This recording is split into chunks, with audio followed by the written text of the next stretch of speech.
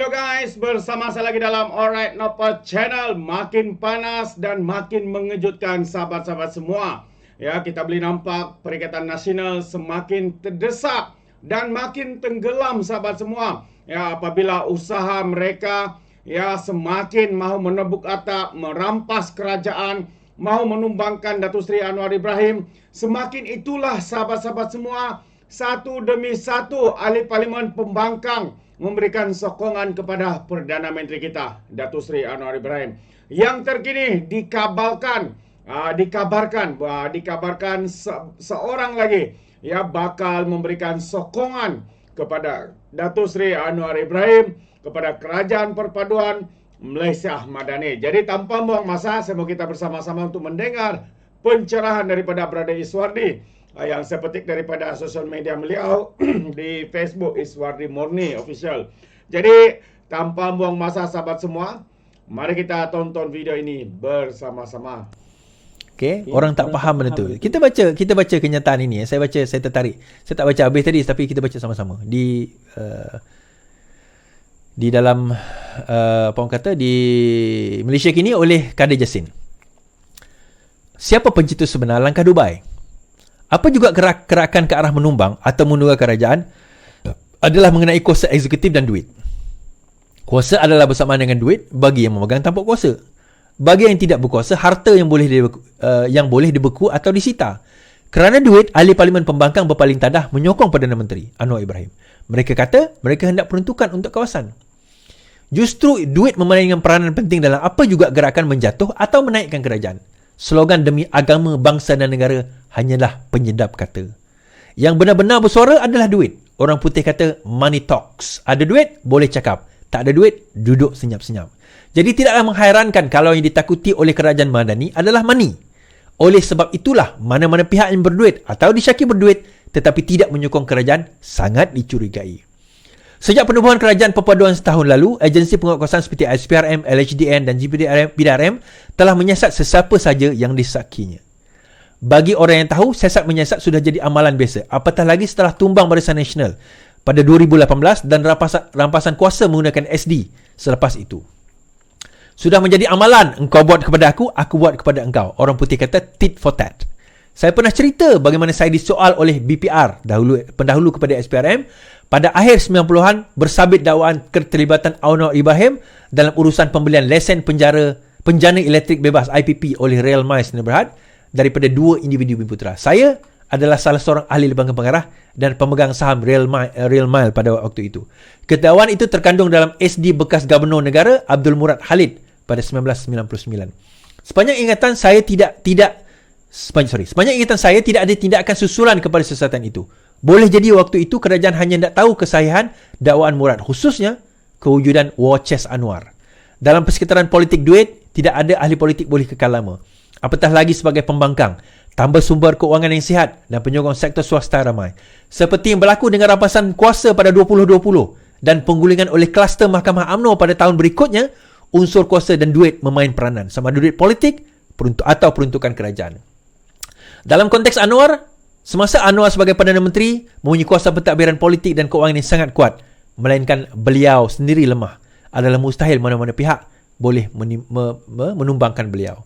Peruntukan di bawah kawalan beliau belanjawan hingga hampir 79 bilion, iaitu 12 bilion di bawah Perdana Menteri dan 66.57 bilion di Menteri Keuangan. Mustahil musuh beliau mempunyai kuasa pentadbiran politik dan keuangan yang lebih besar daripada beliau. Jadi, apakah muslihat di sebalik hingar bingar mengenai langkah Dubai ini? Mungkinkah ia berasal dari pihak kerajaan sendiri bagi meneruskan naratif dan dinyah bahawa Anwar itu sentiasa dicemburui, dianiaya dan dikhianati oleh mereka yang berhati musuh. Dalam arti kata lain, Anwar sentiasa memerlukan nemesis sebenar atau khayalan untuk memberi keabsahan kepada politiknya. Itulah kaedah beliau dan penyokongnya sejak zaman protes belia tahun 70-an sehingga konfrontasi UMNO 80-an 90-an, reformasi dipecat 98 dan era di kuasa Putrajaya. Okey. Menarik ulasan daripada Kadir Jassin ini menarik. Saya setuju majoriti apa yang dituliskan, tetapi saya tidak bersetuju beberapa poin. Tetapi secara umumnya betul. The money is there. Duit itu memang memain peranan. Cuma seolah dia menulis tadi mengatakan kerana dia ada kuasa, dia gunakan intimidasi. Dia ambil contoh diri dia, dia disiasat. Kalau dalam kes-kes sesatan yang kita lakukan, sememangnya sesatan itu berdasarkan kepada kes-kes yang benar. Dan kalau sekiranya tidak ada asas kepada tahanan tersebut, kita tak letak bawah amla, tuan-tuan. So, bila bawah amla ni, dia memang serius sudah. Arti kata, memang sudah ada sesatan yang terperinci, cuma dibekukan kerana nak melihat setiap rekod yang ada. That's why dibekukan, tak nak transaksi itu berlaku, pemindahan berlaku. That's the purpose. So, bila di bawah amla, meaning to say, proses sesatan itu dah halfway. Kes yang dia sebut tadi, kes dia tadi, Real Mile tadi tu, hanya dakwaan. Dan lepas itu tak ada susulan. Memang betul siasatan berlaku. Because of dakwaan. Ya, bila orang buat laporan, kita kena, polis SPRM, BPR masa itu kena buat siasatan. Tapi disebabkan tiada susulan, meaning to say, dia tak jumpa apa-apa. Itu point dia. Tetapi dalam SPRM, bila dah sampai ke peringkat amla, dan aset dibekukan, meaning to say, half of the investigation is already been done. Itu point dia. Yang itu silapnya dia kat situ tadi. Now, another point bila dia kata, New Systema Ultra Dense Gum Protect Toothbrush. Care for your gums with 4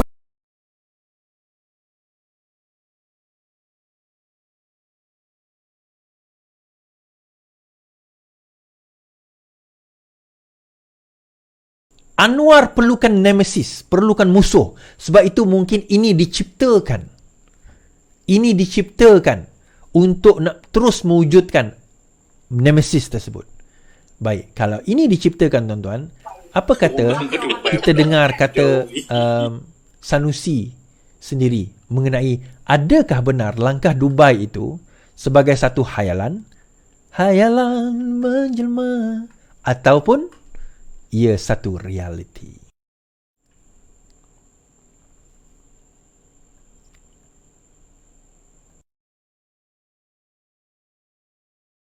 Langkah Dubai. Katanya pemimpin Al-Bani dan UN menjadi sasaran pembangkang pihak PN dah. Betul. BN dah berapa orang? Walaupun majoritinya berkait dengan perpaduan kan, tapi katanya ada usaha, masih ada usaha untuk. Saya rasa proses yang dibenarkan oleh undang-undang boleh dijalani. Apa-apa yang dibenarkan oleh undang-undang, perlembagaan. Yang unconstitutional tu tak boleh lah. Tapi yang selari dengan perlembagaan untuk menyatakan sokongan berdasar pada tu 4 orang lepas sokong tu tak ada masalah, tak ada siapa komplain. Siapa tak komplain kan? Ada puak tu seronok pula tu. Tak ada masalah apa.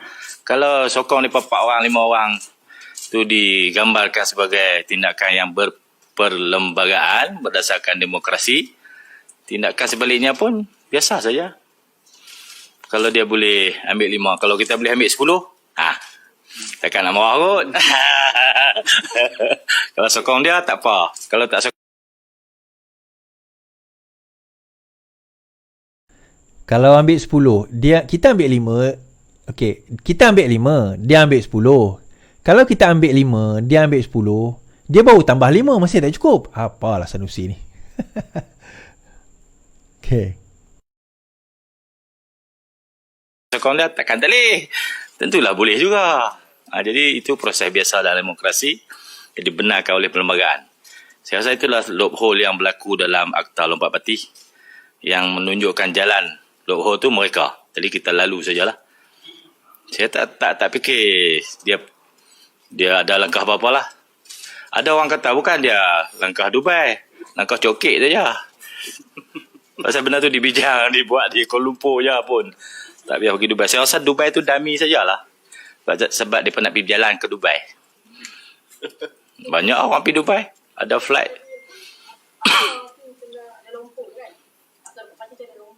Ya. Dah saya tak kata. Biar pergi duduk tu lah. Saya tak kata. Loophole dalam semua undang-undang ada loophole. Orang takat dadah berkilo-kilo lepas. Pasal loophole tu lah. Pasal saya kata langkah tu tidak di Dubai pun dibincangkan di KL pun. Adakah benda tu? Saya kata agak-agak ajalah. Takkan semua perkara nak pergi Dubai bincang kan. Kalau bincang di cokek macam mana? Langkah cokek lah. Ada apa sepanjang pengetahuan ada usaha ke itu kan? Sepanjang pengetahuan saya, ada yang saya tidak boleh maklumkan. Tidak berhasrat untuk Tidak berhasrat untuk mendedahkan kau itu. Lagi suspek kan. Saya kata ada langkah Alostar. Ada langkah Alostar. Kau nak dibincangkan di Alostar. Macam mana? Ada langkah Bera. Ada langkah Sembrom. Mampu ya Pak. Dah itu gurauan saja. Bagi orang Ketak. Semua tu boleh dibuat. Ikut perlembagaan lah. Dia kan dia cakap, apa disekan yang dia dapat tu sebelum dan selepas tu memang ada. TPM kata. Betul itu, memang ada. Dia pun tak lama dah tu. Jadi pakai ketak lah, seorang sikit. Kita ni saya mencuba, pihak yang satu lagi saya bertahan macam tu lah kan. Lawan bola, takkan kita nak biar mereka je skor, kita tak boleh skor. Kita skor je sama. Jadi kalau kita skor je kan lama. Macam tu, dah mereka skor dah. Kita skor sama. Lawan bola. Kan mereka macam takut dia bayang-bayang mereka sendiri. Jalan tentulah takut akan kehilangan. Benda orang nak hilang tu takut. Benda kita nak pergi ambil ni, kita seronok lah. Kalau berlaku kan, insyaAllah berlaku. Saya yakin akan berlaku. Saya yakin akan berlaku. Maksudnya Datuk Seri yakin kerajaan tidak ada ni tak akan bertahan sampai 5 tahun. Tak akan bertahan sampai 5 tahun. Mereka akan tumbang. Bila tak tahu. Saya tahu. Saya tahu. Tak boleh habak. Tak boleh habak. Menerusi peralihan sumbangan. Ya. Akan berlaku.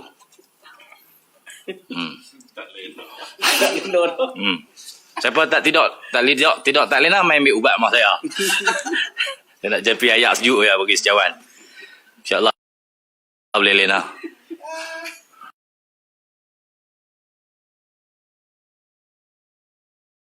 Sekejap. Okey. Okey, tuan-tuan dengar kan? Akan berlaku dia kata. Jangan akan tumbang. Okey. Dia macam ni saya nak cerita kat tuan-tuan. Siapa Sanusi? Dia Sanusi ni yang pertama langkah karaoke dengan awet tengah malam. Itu Sanusi lah. Okey, tak apa. Itu lawak. Si Sanusi ni tak kalah benda tu pun nak sentap. Relax you're my friend. Sebenarnya macam ni tuan-tuan. Kalau tuan-tuan tengok siapa itu Sanusi? Sanusi ni dia propagandis. Dia geng propagandis. So dia akan cipta cerita along the way. So last kali cerita dia tadi tu, dia kata, ada langkah, kerajaan akan tumbang, saya tak beritahu bila. Tapi awal-awal dia kata tak ada langkah Dubai. Environmental threat? Takut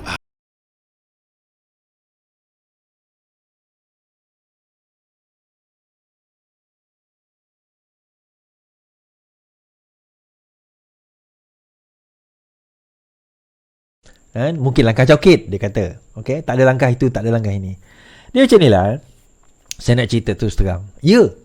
Langkah itu ada. Usaha itu ada.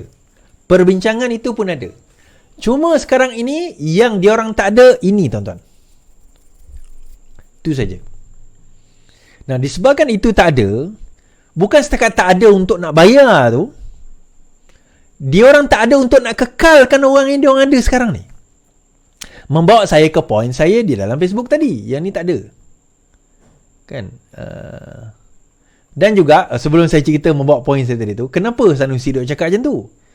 Kalau tuan-tuan perasan, Papa Gomo itu sebut pasal 18 hari bulan kerajaan akan tumbang. Kerajaan akan tumbang 18 hari bulan. 18 hari bulan kerajaan akan tumbang, dia kata. Dia ulang banyak kali. Tuan-tuan tahu tak apa yang berlaku 18 hari bulan? Sebenar hakikatnya. Okay? Sebenar hakikatnya, pada 18 hari ini, bicara kes Muhammad Sanusi bermula 18 Januari ini. Mahkamah Session Selayang hari ini menetapkan 12 hari bermula 18 Jun untuk pembicaraan kes Menteri Besar yang menghadapi 2 pertuduhan menghasut berhubung isu pelantikan Menteri Besar Selangor dan penubuhan kerajaan perpaduan dalam satu ceramah politik pada Julai lepas. So, yang tumbangnya siapa? Saya nak cerita ni. Yang tumbangnya siapa? Yang akan tergolek dognya siapa?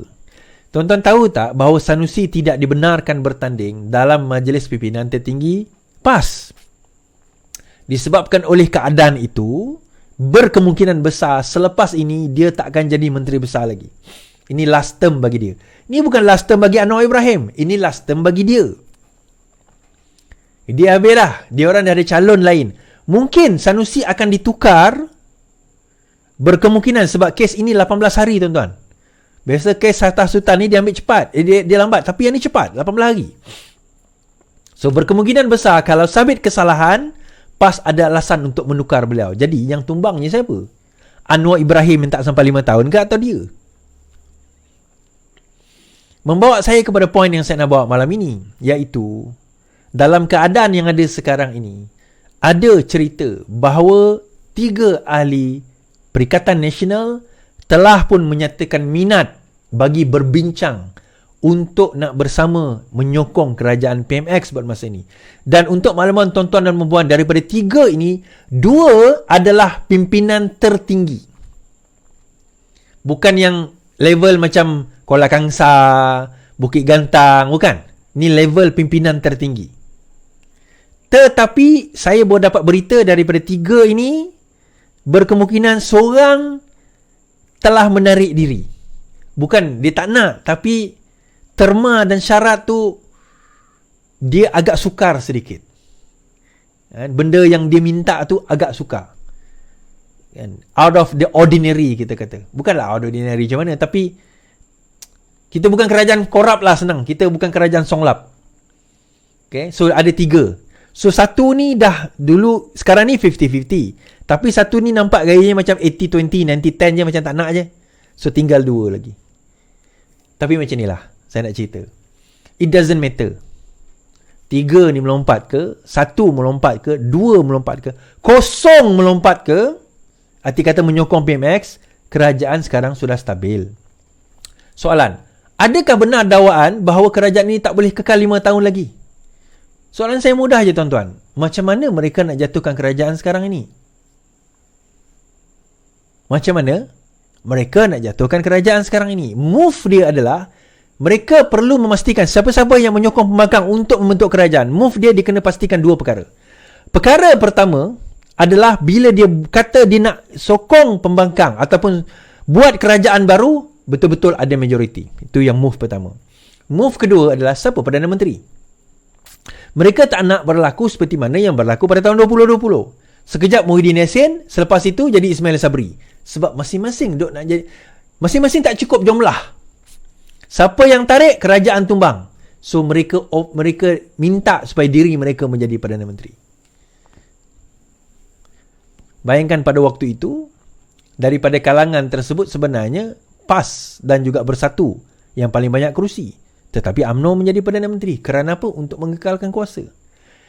So poinnya nanti tuan-tuan, rakyat tu melihat bagaimana rakusnya kumpulan ini. Sebab tu saya kata saya tak setuju sedikit dengan Khadir Jassin tadi. Kita kena lihat siapa sebenarnya bermotivasi besar untuk kerajaan ini tumbang dan kenapa. Manusia bergerak atas motivasi tuan-tuan. Kita bangun pagi ada motivasi kita. Kalau kita tak ada motivasi nak bangun pagi tu, kita tak akan bangun pagi. Yalah, motivasi kita apa? Pening kepala kalau tak bangun kan. Lama sangat tidur. Itu motivasi juga. Kena pergi kerja, kena siapkan kerja, kena dapatkan pendapatan, kena dapat dana. So motivasi dia, kalau sekiranya kan, mereka nak menyokong, apa motivasi dia tuan-tuan? Yang pertama, of course, projek dana jawatan. Tapi mereka dah ada projek, mereka dah ada dana, mereka dah ada jawatan. Yang kedua sebenarnya adalah kes.